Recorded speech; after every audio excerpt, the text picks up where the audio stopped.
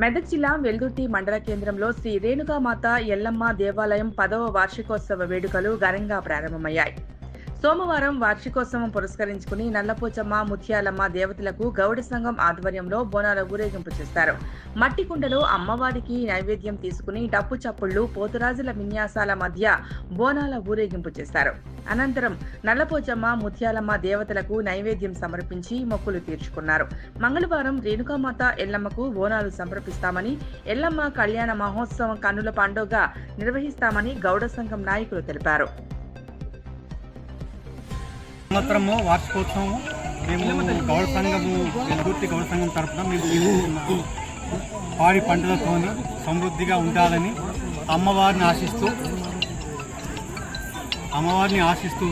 అమ్మవారి దీవెనలు తీసుకుంటూ మేమందరము గౌడ సంఘం సభ్యులము, గౌడ సంఘాలు కుటుంబాలు కూడా మంచిగా బ్రతకాలని ఆ దేవుని కోరుతూ ఈరోజు వెల్దుర్తి గౌడ సంఘం ఆధ్వర్యంలో ప్రతి సంవత్సరం జరుపుకున్నటువంటి మన వార్షికోత్సవ సందర్భంగా నల్లపోచమ్మకు, ముత్యాలమ్మకు బోనాలు తీయడం జరుగుతుంది. రేపు మంగళవారం రోజు ఎల్లమ్మకు, శ్రీ రేణుకా ఎల్లమ్మకు బోనాలు తీయడం జరుగుతుంది.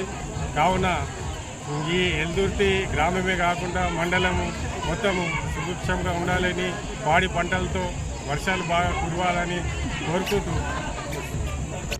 గ్రామంలో వెల్దుర్తి గౌడ కులస్తులు అందరం కలిసి రేణుకా ఎల్లమ్మ తల్లి మరియు నల్లపోచమ్మ, ముత్యాలమ్మ తల్లికి అంగరంగ వైభవంగా బోనాలు సమర్పించడం జరుగుతుంది. అందులో భాగంగా ఈరోజు నల్లపోచమ్మకు, ముత్యాలమ్మకు బోనాలు సమర్పిస్తున్నాం. రేపు మంగళవారం నాడు రేణుకా ఎల్లమ్మ తల్లికి రేణుకా ఎల్లమ్మ తల్లి కళ్యాణము మరియు బోనాలు సమర్పిస్తున్నాం. కాబట్టి అమ్మవారు అందరినీ దయతో చూసి సుభిక్షంగా పంటలు వండి అందరూ చల్లగా ఉండాలని మనస్ఫూర్తిగా అమ్మవారు కోరుకుంటున్నారు.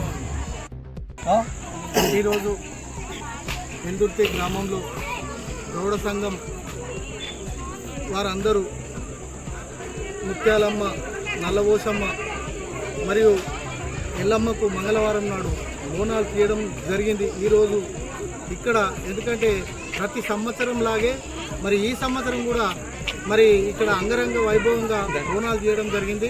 ప్రతి ఒక్క ఇంటి ఆడబిడ్డలు అందరూ, చుట్టాలు, వాళ్ళు వీళ్ళు అందరూ రావడం జరిగింది. మరియు ఈ పాడి పంటలు ప్రతి ఒక్కటి కూడా సుభిక్షంగా ఉండాలని కోరుకుంటూ మరియు ఎల్లవేళలా కూడా మా గౌడ సంఘంనే కాకుండా మరి ప్రజలందరినీ కూడా మరి ముత్యాలమ్మ, నల్లపోచమ్మ మరి కాపాడాలని చెప్పేసి, పంటలు సమృద్ధిగా పండాలని చెప్పి ఆ భగవంతుని కోరుకుంటున్నాం.